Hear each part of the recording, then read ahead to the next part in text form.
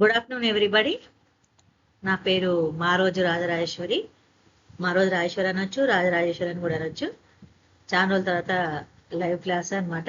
ఎందుకంటే నాది పీపీటీ వర్క్లో కెమెరా ఆన్ కావట్లేదు అనమాట. కెమెరా లేకుండా క్లాస్ చెప్తామంటే నా క్లాసెస్ కాపీ చేస్తున్నారు అందరూ కాపీ చేసుకొని కొద్దిగా ప్రాబ్లం చేస్తున్నారు. అందుకనే ఇక కెమెరాతోటే క్లాస్ చెప్పాలని డిసైడ్ అయినా అనమాట. న్యూరెంట్ హౌస్ అండి, ఖమ్మం. నా హ్యాండ్ కూడా ఫ్రాక్చర్ అయింది, 1 month అయింది. న్యూరెంట్ హౌస్. ఇందులో మా అమ్మ ప్రమీల, నా కూతురు కృష్ణప్రవర్ధన్, నేను రెంట్ ఉంటాం అనమాట. నేను మా అమ్మ కూడా retired HM, government HM, pensioner దాన్ని. అయితే ఇక చాలా రోజులు గ్యాప్ వచ్చింది కదా, అదే హ్యాకర్స్ ప్రాబ్లం చేసారు, కెమెరా తీసేసారు. ఇక అదే ఈరోజు క్లాస్ తీసుకుంటున్నా, అది పెడగాగి అనమాట. ఇక టాపిక్లోకి వెళ్దాం. వైఖరులు, పెడగాగి అనమాట. పెడగాగి సబ్జెక్ట్ వైఖరులు అనమాట. టాపిక్ వచ్చేసి అభిరుచులు వేరు, వైఖరులు వేరు. అభిరుచులు ఏంటి? నీ ఇష్టాలను తెలియజేసేది. వైఖరులు ఏంటిది? నీ యొక్క ప్రవర్తన, నీ యొక్క ఇష్ట అంటే నీకు ఒక ఇష్టమైనవి, ఇష్టం లేని ఒక వస్తువు పట్ల, ఒక వ్యక్తి పట్ల, ఒక సిద్ధాంతాల పట్ల నీకు ఇష్టం ఉన్నాయి, ఇష్టం లేని తెలియజెప్పేది వైఖరులు అనమాట. అంటే ఒక వస్తువు కావచ్చు, ఒక వ్యక్తులు కావచ్చు, ఒక సిద్ధాంతాలు కావచ్చు, నీకు ఒక అవి ఉంటాయి కదా మనకు ఆచారాలు కావచ్చు, అవి నీకు సానుకూలంగా ఉండొచ్చు, లేదా సానుకూలంగా లేదా ప్రతికూలంగా నీ వైఖరిని వ్యక్తపరిచేదనమాట ఈ వైఖరులు అనమాట. అంటే నీ ఇష్టం ఉందా లేదా, నీకు ఆచారాల వల్ల కావచ్చు, సిద్ధాంతాల వల్ల కావచ్చు, లేదా వ్యక్తి పట్ల కావచ్చు, వస్తువు పట్ల కావచ్చు, నీకు ఏం జరిగింది అనేది తెలియజేసేది, అది నీకు ఇష్టమా లేదా అనేది తెలియజెప్పేది వైఖరులు అనమాట. ఈ రోజు లాంగ్ క్లాస్ అనమాట, 1 minute క్లాస్ లేదు, అప్డేట్ చేస్తున్నా. అయితే అది నీకు ఒక వస్తువు, ఒక వ్యక్తి, ఒక సిద్ధాంతం, ఒక ఆచారాలు, అవి నీ మీద ఎంత ఎఫెక్ట్ చూపిస్తున్నాయి, అవి నీకు మంచి జరుగుతుందా, చెడు జరుగుతుందా, లేకపోతే దానివల్ల నీ సానుకూలత, ప్రతికూలత అన్నీ కూడా నీవు వ్యక్తపరిచేదే వైఖరి అనమాట. ఆ వైఖరులు ఎంత తీవ్రంగా ఉంటాయి, ఏ విధంగా ఉంటాయి, వాటిలో వైఖరి యొక్క నిర్మాణం అవసరము, వైఖరి యొక్క గుణములు అవసరం, వైఖరి యొక్క లక్షణములు అవసరం, వైఖరిని కొలిచే మాపనాలు కూడా అవసరం అన్నమాట. అయితే ఇన్ని రకాలుగా మనకు ఒక వ్యక్తి యొక్క వైఖరిని తెలియజెప్పేదే ఈ వైఖరులు అనమాట. అదే అభిరుచులు అయితే ఏంటిది? నీ ఇష్టాలు, అంటే నువ్వు దేని మీద నీకు కాన్సన్ట్రేషన్ ఉంటుంది. నీకు బుక్స్ చదవడం ఇష్టం, నీకు టీవీ చూడడం ఇష్టం, నీకు సినిమాల పిచ్చి, నీకు సీరియళ్ళ పిచ్చి, నీకు రాజకీయాల పిచ్చి, ఇన్ని రకాల హ్యాబిట్స్ అభిరుచులు అంటారు అనమాట. అంటే నీకు దేని మీదైనా అయితే ఎక్కువ ఉంటుందో ఆ ఆలోచన, దాన్ని హ్యాబిట్స్ అంటారు అనమాట. హ్యాబిట్స్, కొంతమంది బుక్స్ చదవడం ఇష్టం, నాకు చాలా బుక్స్ చదవడం ఇష్టం, నాకు క్లాసులు చెప్పడం ఇష్టం. నాదైతే చెప్తున్నా, నాకు క్లాసులు చెప్పడం ఇష్టం, బుక్ చదవడం ఇష్టం. అసలు నేను నిరంతర విద్యార్థిని అనుకో. నాకు ఇప్పుడు ఇంత పెద్ద ముసలిదాన్ని, చాలా పెద్దదాన్ని కదా, నాకు 100 ఏళ్ళు వచ్చినా కానీ నేను నిరంతర విద్యార్థిని. అంటే నేను ఏ జనరేషన్ తగ్గట్టు ఆ జనరేషన్ సబ్జెక్ట్ నేర్చుకుంటాను అనమాట. అంటే దానికి అనుకూలంగా ఉంటాను అనమాట. అది ఏ జనరేషన్ తగ్గట్టు ఆ జనరేషన్కు నేను మొత్తం కూడా అడాప్ట్ అయిపోయి దానికి సంబంధించిన సబ్జెక్ట్ అంతా నేను నేర్చుకుంటాను. అంటే ఎప్పుడైనా ఉపాధ్యాయుడు నిరంతర విద్యార్థిగా ఉన్నప్పుడే సక్సెస్ఫుల్ టీచర్, ఉపాధ్యాయుడు అవుతాడు అనమాట. అంటే అతను ఈ జనరేషన్, ఒక మనిషి యొక్క జాబ్ ఎక్కడి నుంచి స్టార్ట్, మనకు టీనేజ్ నుంచి 18 years నుంచి మొదలు పెడితే 60 years వరకు రిటైర్మెంట్ అనుకో. మరి 18 years నుంచి 40లోకి వచ్చేదాకా ఆ జనరేషన్ మారిపోద్ది. మళ్ళీ 40 నుంచి ఇంకో కొత్త జనరేషన్ వస్తుంది. ఆ ఇయర్ కాలం కూడా మారిపోద్ది. కాలంలో టెక్నాలజీ రావచ్చు, ఇంకా ఇప్పుడు 90s లో మనకు కంప్యూటర్ తెలియదు, ఆ తర్వాత కంప్యూటర్స్ వచ్చినాయి. దాని తగ్గట్టు మన జనరేషన్ కంప్యూటర్ నేర్చుకోవాలి, ఉపాధ్యాయులు అందరూ కూడా. అట్లనే దాని తగ్గట్టు ఏ జనరేషన్కి, ఏ కాలానికి తగ్గట్టు ఆ కాలానికి మనం ఒక విద్యను అభ్యసిస్తేనే అప్పుడు సక్సెస్ఫుల్ ఉపాధ్యాయుడు అవుతాడు అనమాట. అప్పుడే మనకు విద్యార్థుల యొక్క మనస్తత్వాన్ని మనం నాడి పట్టుకోవాలి. వాడు ఎందుకు అంత చాలా మంది విద్యార్థులు, ఒక రూమ్ లో ఒక విద్యార్థులు చాలా మంది ఉంటారు, ఒక ఉపాధ్యాయుడు ఉంటారు. ఆ విద్యార్థులు చాలా మందిలో కూడా అందరూ కూడా ఒకే వైఖరితో ఉండరు. విభిన్న మనస్తత్వాలు ఉంటాయి, విభిన్న వైఖరులు ఉంటాయి. వాళ్ళలో ఒకరు చాలా ఒక సబ్జెక్ట్ ని చాలా అర్థం చేసుకునే విధానం ఉంటుంది, కొంతమంది చాలా వెనుకబడి ఉంటారు. మరి అలాంటప్పుడు మనం గుర్తుపట్టి వెనుకబడి ఉన్న వాళ్ళని గుర్తుపట్టి వాళ్ళని ఒక ఎగ్జామ్ ద్వారా మనం మాపనం చేసి కూలిచి వాళ్ళకు ఎగ్జామ్ ద్వారా మార్క్స్ లిస్ట్ ద్వారా మనం తెలుసుకొని వాడు ఎందుకు వెనుకబడి ఉన్నాడు, వాడు ఎందుకు ఫెయిల్ అవుతున్నాడు అని తెలుసుకొని వాని యొక్క మనస్తత్వాన్ని, వైఖరిని మొత్తం తెలుసుకొని మళ్ళీ ఫస్ట్ స్టేజ్ లో పెట్టాలి. అంటే ఫస్ట్ స్టేజ్ అంటే ఫస్ట్ క్లాస్ వచ్చేటట్టు పెట్టాలి అని, ఫస్ట్ క్లాస్ లో పాస్ అయ్యేటట్టు చేయాలి. ఇది ఆ విధంగా చేయాలంటే ఉపాధ్యాయుడు ఎలా ఉండాలి, నిరంతర విద్యార్థి లాగా ఉండాలి. అంతేగాని మన క్లాస్ చెప్పినాం అయిపోయిందా, మన కేంద్ర ఎగ్జామ్స్ అయిపోయింది పెట్టేసినాం అయిపోయింది అంతే అనుకోవద్దు. ఇది అన్నమాట. ఇది నిరంతర విద్యార్థిగా ఉపాధ్యాయుడు లెక్చరర్ ఉన్నప్పుడే ఒక సక్సెస్ఫుల్ లైఫ్ అనేది, ఒక సక్సెస్ఫుల్ ఉపాధ్యాయుడు, ఒక సక్సెస్ఫుల్ లెక్చరర్ అని మనకు చెప్పుకోవచ్చు అనమాట. మరి వైఖరులు గుణాలు ఉంటాయి, గుణములు, వైఖరి గుణములు అవి ఏ విధంగా ఉంటాయంటే దిశ. అవి 3 రకాలు. ఒకటి దిశ, ఒకటి తీవ్రత, ఒకటి వ్యాప్తి. అంటే ఒక ఒక వ్యక్తి పట్ల, ఒక సిద్ధాంతాల పట్ల, ఒక ఆచారాల పట్ల, లేకపోతే ఇవన్నీ మనం వైఖరి వ్యక్తపరుస్తాం కదా. అయితే ఈ గుణములు కూడా ఉంటాయి కదా, దిశ, తీవ్రత, వ్యాప్తి. మరి దిశ అంటే ఎగ్జాంపుల్ చెప్తాను, దిశకి ఎగ్జాంపుల్ చెప్తున్నా. ఒక గవర్నమెంట్ హాస్పిటల్ మీద మనకి ఎప్పుడు కూడా ఒక ఒక అభిప్రాయం అనేది ఏర్పడుతుంది. అది ఏంటంటే ఒక ఖచ్చితమైన అభిప్రాయం ఏర్పడుతుంది. ఎందుకంటే వాళ్ళు మొదటి నుంచి కూడా మంచి వైద్యం, కార్పొరేట్ వైద్యం లాగా చేయరని ఒక అభిప్రాయం అనేది ఏర్పడింది. అరే గవర్నమెంట్ హాస్పిటల్ వీళ్ళు సరిగ్గా ట్రీట్మెంట్ చేయరు అనేది మనం ఒక దిశ, దాన్ని ఒక మనం ఆలోచన అంటే మనకంటే ఒక అవగాహన ఏర్పడుతుంది. అవగాహన ఏర్పడి దానిని మనం ఇతరులు కూడా చెప్తాం అన్ని చేస్తాం అనుకో. ఆ హాస్పిటల్ పట్ల, ఆ డాక్టర్ల పట్ల, గవర్నమెంట్ హాస్పిటల్ కావచ్చు లేకపోతే ఏ హాస్పిటల్ అయినా ఆ ట్రీట్మెంట్ సరిగా చేయట్లేరు, డాక్టర్లు మనకు మంచిగా చూడట్లేరు అనేది ఒక అవగాహన అనేది ఏర్పడుతుంది. దాన్నే దిశ అంటారు అనమాట. అంటే రుణాత్మక దిశ అంటారు. ఏమంటారు? రుణాత్మక దిశ అంటారు. ఇందులో చాలా ఉంటాయి, రుణాత్మక, ధనాత్మక అని చాలా ఉంటాయి. చాలా పెద్ద సబ్జెక్ట్ పెడగాగి నేను లైవ్ క్లాసులు చాలా తీసుకుంటా. అయితే ఇక దీన్ని ఏమంటారు, గవర్నమెంట్ డాక్టర్లు సరిగ్గా చూడరు అనేది మనకు అవగాహన ఏర్పడ్డాక దాన్ని రుణాత్మక దిశ అంటారు. అంటే మనకు ఒక అవగాహన అనేది ఏర్పడింది, మనకు ఒక ఆలోచన అనేది వచ్చేసింది. అంటే మనకు సరిగ్గా చూడరు, గవర్నమెంట్ డాక్టర్ అనుకోండి, ఏ డాక్టర్ అయినా మనకు మంచిగా చూస్తేనే మనకు ఒక మంచి అభిప్రాయం ఏర్పడుతుంది. అది గుర్తుపెట్టుకోవాలి. తర్వాత తీవ్రత అంటే మనం ఒక ఫస్ట్ దిశ అంటే ఇక్కడ మనం ఒక గవర్నమెంట్ హాస్పిటల్ పట్ల మనం ఏర్పరచుకున్న వైఖరిని అంటే మన సానుకూలత, అంటే మన సానుకూలత ప్రతికూలత రెండు ఉంటాయి, అందుకు తెలుసు కదా. మరి ఇక్కడ మనకు గవర్నమెంట్ హాస్పిటల్ పట్ల మన అభిప్రాయం ఎట్లుంది, ప్రతికూలంగా ఉన్నది అంటే మంచిగా లేదు. ఎందుకంటే డాక్టర్లు సరిగ్గా చూడలేరు అనేది అభిప్రాయం మనకు ఏర్పడింది కాబట్టి అది దాని తీవ్రత ఎలా ఉంది మనకు, ఈ డాక్టర్లు సరిగా అసలు చూడరా మనకు, ఇంతే ఇక ఈ డాక్టర్ లేరు, ఈ డాక్టర్ గవర్నమెంట్ హాస్పిటల్కే పోవద్దని నిర్ణయించుకుంటారు. దీన్ని తీవ్రత అంటారు. దీన్ని ఏమంటారు, ఈ గవర్నమెంట్ హాస్పిటల్కి పోతే అప్పు చేసుకొనైనా సరే ప్రైవేట్ హాస్పిటల్లో పోయి లక్షలు పెట్టి మనం వైద్యం చేయించుకోవాలనుకుంటాం. అవును, అప్పు చేసుకొనైనా సరే, బంగారం తాకట్టు పెట్టుకొనైనా సరే, ఈ ఆస్తులు అమ్ముకొనైనా సరే మనం ప్రైవేట్ హాస్పిటల్లో వైద్యాలు చేయించుకుందాం అని డిసైడ్ అయిపోయి దాన్ని తీవ్రంగా మనం నిర్ణయించుకుంటాం అనమాట. దీన్ని తీవ్రత అంటారు. తీవ్రతకు దిశకు డిఫరెన్స్ చూసారు కదా. దిశలో మనం అనుకున్నాం, అర్థమైపోయింది, అవగాహన వచ్చేసింది, డిసైడ్ అయిపోయినాం. అదే తీవ్రత ఎలా ఉంది, ఇక గవర్నమెంట్ హాస్పిటల్ అస్సలు పోద్దు, మనం అప్పులు చేసుకోవాలి, ఇల్లు అమ్ముకోనైనా సరే మన కార్పొరేట్ హాస్పిటల్లో పోయి లక్షలు పెట్టి మనం వైద్యం చేయించుకోవాలని మనం డిసైడ్ అయిపోతాం. డిసైడ్ అయ్యి దాన్నే తీవ్రత అంటారు. ఆ తర్వాత మనకు వచ్చిన తీవ్రతను మనం అందరికి వ్యాప్తి చెప్తాం కదా. అందరూ అదే బాధితులు, అందరు గవర్నమెంట్ హాస్పిటల్ పోతారు కాబట్టి అందరు గవర్నమెంట్ హాస్పిటల్ కార్పొరేట్ స్థాయిలో వైద్యం అందట్లేదని అందరూ ఒకటే అభిప్రాయం మీద ఏర్పడతారు. ఆ తర్వాత వాళ్ళందరూ కూడా తీవ్రత ఏర్పడి వాళ్ళు డిసైడ్ అయిపోయి సప్పులు చేసి కార్పొరేట్ హాస్పిటల్ పోతారు. ఇదంతా తీవ్రత అయిపోయింది. తీవ్రత అయిపోయినాక వీళ్ళందరూ ఒక డిసైడ్ అయిపోతారు కదా. డిసైడ్ అయిపోయినాక వాళ్ళు కొంతమంది ఉంటారు, కొంతమంది పర్లేదు కొద్దిగా చూస్తారు, ఏదో ఒక జనాలు తగ్గిస్తారు, పర్లేదు కొంతవరకు చూస్తారు. కొంతమంది ఏమో అరే ఈ హాస్పిటల్కి అస్సలు పోతారు, ఇక చూడరు, ఇక మన పెద్ద ఆపరేషన్లు అంటే కార్పొరేట్ హాస్పిటల్ మన ఆస్తులు అమ్ముకోవాలనుకుంటారు. ఇది 2 రకాల వైఖరులు ఉంటాయి అనమాట. సానుకూలత, ప్రతికూలత రెండు ఉంటాయి అనమాట. సానుకూలత ఎక్కడ ఉంటుంది, అక్కడెక్కడ వాళ్ళు చిన్న జ్వరాలు వచ్చి చూపించుకునేటోళ్ళ సానుకూలత. పెద్ద రోగాలు వచ్చినోడు ఎక్కడికి వెళ్ళాలి, పెద్ద హాస్పిటల్, కార్పొరేట్ హాస్పిటల్కి వెళ్ళాలి. దీన్ని వ్యాప్తి అంటారు. అంటే మన యొక్క దిశ తీవ్రతను వ్యాప్తి చెందించడం అనమాట.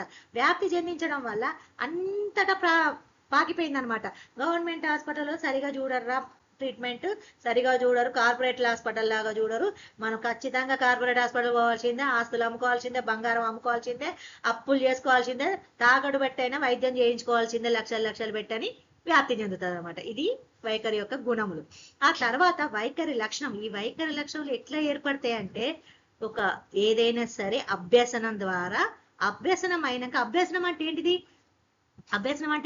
లెర్నింగ్ అంటే ఏంటిది, ఏదైనా ఒక విషయాన్ని మనం అభ్యసించే సబ్జెక్ట్ కావచ్చు, లేకపోతే హాస్పిటల్ కావచ్చు, సరౌండింగ్ కావచ్చు, ఇంటి పక్కన కావచ్చు, చుట్టాలలో కావచ్చు, బయట కావచ్చు, జాబ్లలో కావచ్చు, మనకు ఒక అభ్యసనం అనేది ఏర్పడుతుంది. అంటే మనం చేసేటప్పుడు మనకు అన్ని అనుభవాలు ఏర్పడతాయి. ఆ నేర్చుకుంటా అంటాం కదా, నేర్చుకున్న లైఫ్ అనేది నేర్చుకోవడం అనమాట. అభ్యసనం అంటేనే లైఫ్ అంటేనే లెర్నింగ్ అనమాట.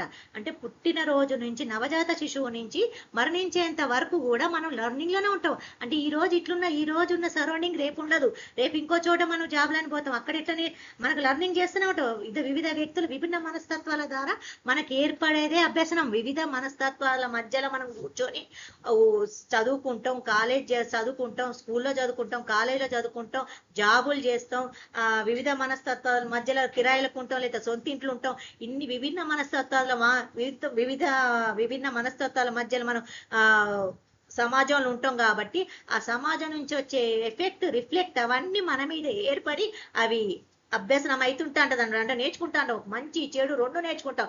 ఆ మంచి చెడు రెండు నేర్చుకునేటప్పుడు లెర్నింగ్ జరిగేటప్పుడు ఏర్పడేది అనుభవం. అంటే ఎగ్జాంపుల్ ఇక్కడ మనకి ఇక్కడ ఒక పెనం ఉంది, పెనం స్టవ్ మీద పెనం పెట్టినాం, మనం దోశ ఎత్తా అంటే అక్కడ ఏమైంది, చేయగాలింది. మనకు అప్పటిదాకా తెలియదు దోశ మన పెనం ముట్టుకుంటే కాలుతుందని ఫస్ట్ అనుభవం ఉంటుంది. అంటే నేర్చుకుంటాను కదా దోశ, మనం వంట చేయాల్సిందే, వంట చేస్తున్నాం అంటే వంట చేస్తుంటే పెనం గాలింది, అది ఒక లెర్నింగ్ అనమాట. గ్యాస్ అంటించడం, వంట పెనం పెట్టడం, పెనం మీద దోశ వేయడం, ఆ పెనం గాలడం, ఇదేంటిది మనం లెర్నింగ్ అనమాట, నేర్చుకుంటాను. లైఫ్ అంతా డైలీ నేను నేర్చుకోవడమే.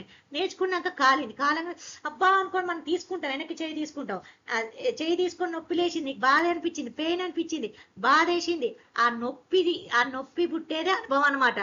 నీకు పెనం గాలినాక పుట్టేదే అనుభవం.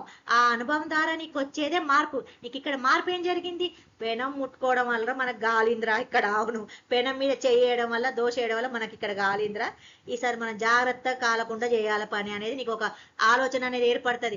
మార్పు చెందుతావు, మార్పు చెంది అది నీ శాశ్వతమైన మార్పు వస్తుంది.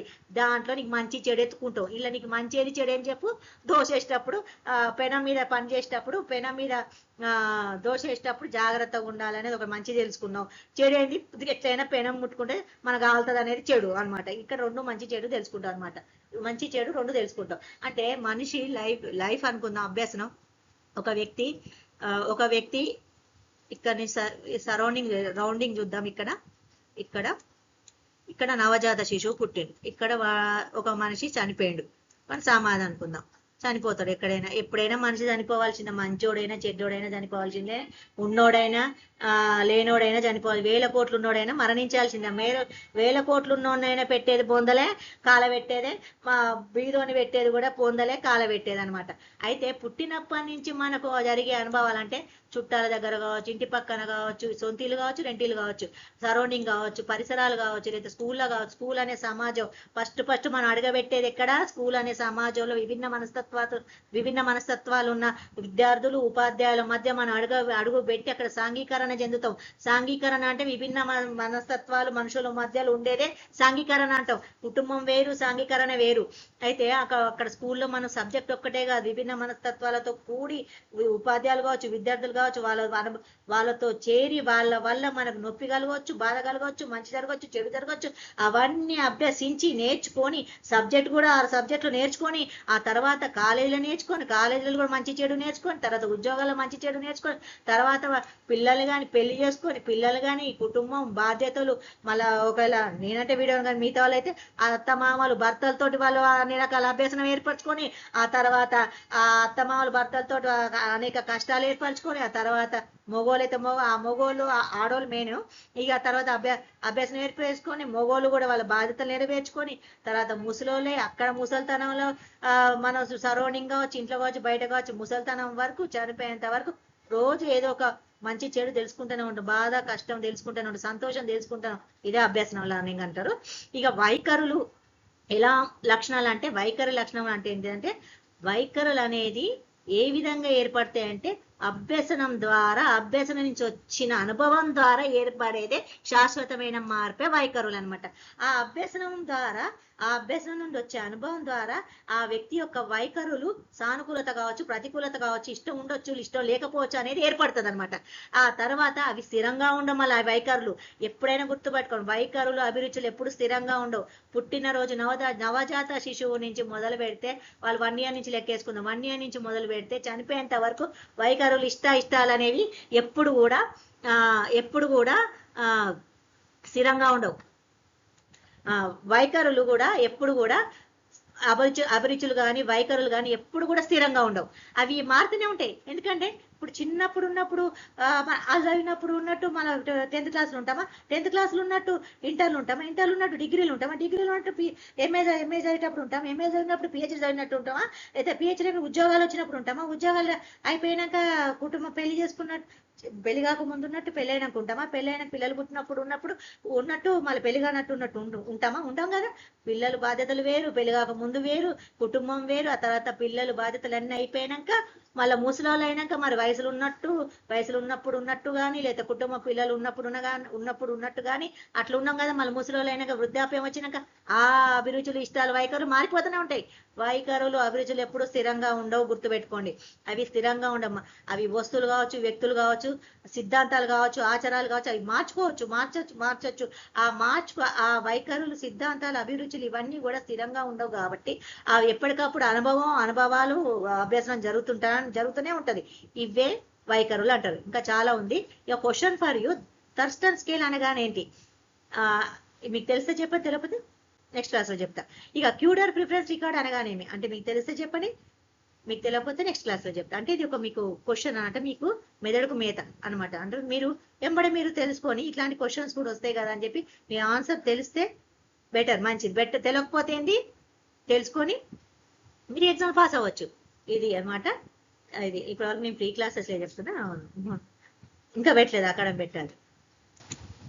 ఇదనమాట. వైఖరులు అభిరుచులకు చాలా డిఫరెన్స్ ఉంటుంది. అభిరుచులు హ్యాబిట్స్ అనమాట.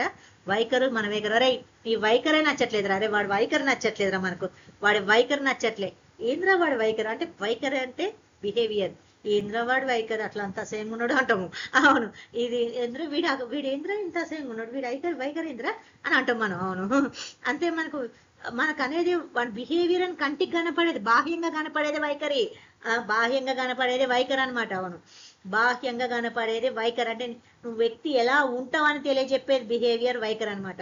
నువ్వు ఎలా, ఇప్పుడు ఒక స్కూల్లో పిల్లలు ఉంటారు, వాళ్ళ వైఖరి బాగాలేదనడానికి కారణం తోటి విద్యార్థులు కావచ్చు, ఉపాధ్యాయులు కావచ్చు, లేకపోతే పరిసరాలు కావచ్చు. వాడు నీరసంగా ఉన్నాడు, వాడు చదవలేకపోతున్నాడు, ఏంది ఏ పరిస్థితి ఏంటి తెలుసుకోవాలి మనం. ఒక విద్యార్థి స్కూల్లో ఉన్నప్పుడు 30 మంది స్కూల్లో ఉంటారు, 30 మంది స్టూడెంట్స్ ఉన్నప్పుడు అలా ఒకరిద్దరు మాత్రం క్లెవర్ ఉంటారు, మిగతా కొంచెం మిడిల్లో ఉంటారు, మిగతా వాళ్ళు అసలు వెనుకబడి ఉంటారు. ఎందుకంటే అక్కడ వాళ్ళ యొక్క సబ్జెక్ట్ అర్థం అవుతుందా కావట్లేదా తెలుసుకోవాలి. నెక్స్ట్ సబ్జెక్ట్ ఎందుకు అర్థం కావట్లేదా అని వెనుకబడిన విద్యార్థులు ఫస్ట్ ర్యాంక్ తెచ్చుకొని విద్యార్థులను ఫస్ట్ ర్యాంక్ తెచ్చుకోకూడదు కదా. ఫస్ట్ ర్యాంక్ తెచ్చుకొని విద్యార్థులను మనం ఫోకస్ చేసి వాళ్ళని ఫస్ట్ ర్యాంక్ వచ్చేటట్టు చేయాలి, పాస్ అయ్యేటట్టు చేయాలి. వాళ్ళది ఏంటిది, ఏ లోపం ఉందని తెలుసుకోవాలి. ఆహార లోపం ఉందా, పోషకాహార లోపం ఉందా, ఇంట్లో ఏమైనా ప్రాబ్లం, లేదా బయట ప్రాబ్లమా, దోస్తుల ప్రాబ్లమా, తోటి విద్యార్థుల ప్రాబ్లం, ఉపాధ్యాయులు ఉంటారు. ఉపాధ్యాయులు అంటే ఏంటిది, మనకి ఇప్పుడంటే కొత్త ఉపాధ్యాయులు మనకు అవన్నీ వచ్చినాయి. కానీ ఇది మనకు ఉపాధ్యాయులు అనేది ఏంటిదంటే, ఉపాధ్యాయుడు ఎప్పుడు కూడా సైకాలజీ అనే సబ్జెక్ట్ ఎందుకు పెట్టనంటే విద్యార్థుల యొక్క మనస్తత్వాలను తెలుసుకొని వారి మనస్తత్వాలకు అనుకూలంగా పాఠాలు చెప్పి వాళ్ళను పాస్ అయ్యేటట్టు చేయడమే ఉపాధ్యాయుడు యొక్క లక్షణం. అప్పుడే ఉపాధ్యాయుడు సక్సెస్ఫుల్ ఉపాధ్యాయుడు అంటారు అనమాట.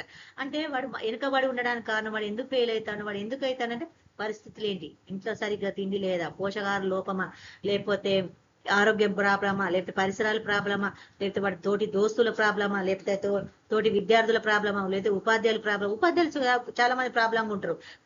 ఉపాధ్యాయులు చాలా మంది ఒకరు కొడుతుంటారు, విపరీతంగా కొడుతుంటారు, ఒకరు ఏమో చులకన చేసి మాట్లాడుతుంటారు ఉపాధ్యాయులు. ఆ ఎఫెక్ట్ అంతా స్టూడెంట్స్ మీద పడతా ఉంటది అనమాట. అవును, అరే నీకేం రాదా, అరే వాడిని చూసుకుని నేర్చుకోరాదురా, నేను వాడిని ఇంకా అడిగి తడుస్తూ అంటావు. అరే వాడు చూడు ఎంత బాగా పాస్ అయ్యాడు, నీకు ఇంకా రాదారా, ఇక నీకు రాదారా, నీకేంద్రా వాడిని ఇంకా వాడిని చూసి నేర్చుకోవా, పాస్ కావని వాడిని ఎంకరేజ్ చేయకపోగా వాడిని ఇంకా డౌన్ చేస్తుంటా అంటావు. చేస్తాడు ఇక నాకు ఇంతేనా, ఇక నాకు రాదా అని వాడు డిసైడ్ అయిపోతాడు. అవును అంతే, ఇదనమాట. అంతే, వ్యక్తిని ఎప్పుడు కూడా డౌన్ చేయొద్దు. విద్యార్థిని డౌన్ చేయకుండా వాడిని కొద్దిగా మంచి మార్కు, ఒక్క మార్కు, ఒక డిక్టేషన్ పెడితే ఒక మంచి తప్పు లేకుండా చేసిన ఒక ఆన్సర్, కరెక్ట్ ఆన్సర్ చెప్తే మనం ఎక్కువ పొగడాలి. పొగడతతో కూడా విద్యార్థిని మనం రాణించవచ్చు, మంచి ఎక్కువ మార్కులు పాస్ అయ్యేటట్టు చేయించవచ్చు. అదనమాట. ఇక ఆహార లోపం, మనకు మిడ్ డే మీల్స్ ఎందుకు పెట్టిరు, అందరికి పేదోళ్ళు కూడా వస్తారు కాబట్టి ఆ పోషకాహార లోపం ఉంటుంది అని చెప్పేసి పోషకాహార లోపం ఉంటుంది మిడ్ డే మీల్స్ అని పెట్టారు. అది ఆ మిడ్ డే మీల్స్ కూడా పోషకాహార లోపం పెడుతున్నారు, కానీ ఆ ఇవి పోషకాహార లోపం ఉంటుందని మిడ్ డే మీల్స్ పెడుతున్నారు. మరి మిడ్ డే మీల్స్ పెట్టారు, ఆహార లోపం ఉన్నదని చెప్పి ఆ మిడ్ డే మీల్స్ అనేది తీసుకొచ్చారు. ఇవి ఇన్ని రకాలుగా తీసుకొచ్చింది. స్కూల్ అయితే ఓకే, కాలేజ్ అయితే ఓకే, కానీ ఒక వ్యక్తి ఎందుకు చదవట్లేడు, ఎందుకు ఫెయిల్ అవుతున్నాడు అంటే వాడి యొక్క ప్రాబ్లం తెలుసుకొని సాల్వ్ చేయాల్సిన బాధ్యత ఉపాధ్యాయులది అనమాట. అదనమాట. అది చదువుకునే టైంలో. చదువు అయిపోయినాక కూడా ఉపాధ్యాయులు పిల్లలు ఎంబడి పడద్దు. అవును, స్టూడెంట్స్ ఎంబడారే, నా దగ్గర చదువుకున్నావు కదరా, అవును నా దగ్గర 10th వరకు చదివినావు, ఇంటర్ వరకు చదివినావు, ఏంద్రా నేను చెప్పినట్టు వినాలా, నేను పెళ్ళి అయిపోయినాక కూడా ఎంట పడదు. నేను చదువుకునే టైంలో నేను చెప్తున్న విషయం ఇదనమాట. వైఖరులు అభిరుచులకు సంబంధించి ఇదనమాట. ఇంకా చాలా ఉంది టాపిక్, నేను కొద్దిగానే చెప్పిన, నెక్స్ట్ క్లాస్లో చెప్తా. ఇది రెంట్ హౌస్, ఇల్లు కొనుక్కోవాలి. ఇల్లు కొనుక్కునే డబ్బులు లేవు మాకు. మా ఇల్లు అమ్మేందుకు ఖమ్మం వచ్చిన, కర్ణాటక కాదు, మేము తెలంగాణ వాళ్ళం. అవును, అయితే మా ఇల్లు అమ్మేందుకే ఖమ్మంకి వచ్చి ఇక్కడ రెంట్ ఉంటాను అనమాట. మా ఇల్లు అమ్మితే వచ్చే డబ్బులు పెట్టి ఇల్లు కొనుక్కోవాలి. ఆ ఇల్లు ఉండేటట్టు ఉండవులేండి. అవును, అవి పాతకాలం ఇల్లు, అవి అమ్మి ఇల్లు కొనుక్కోవాలని ఇక్కడ వచ్చి రెంట్ ఉంటాను. ఇదనమాట. నాకు ఇద్దరే కూతురికి ఇష్టప్రియ వద్ద ఎంటెక్ బీటెక్ అయిపోయింది. మా అమ్మ ప్రైమరీ నేను వీడో అనమాట. విశ్వకర్మ కులం అది. అవును, ఇక నెక్స్ట్ క్లాస్ చెప్పుకుందాం.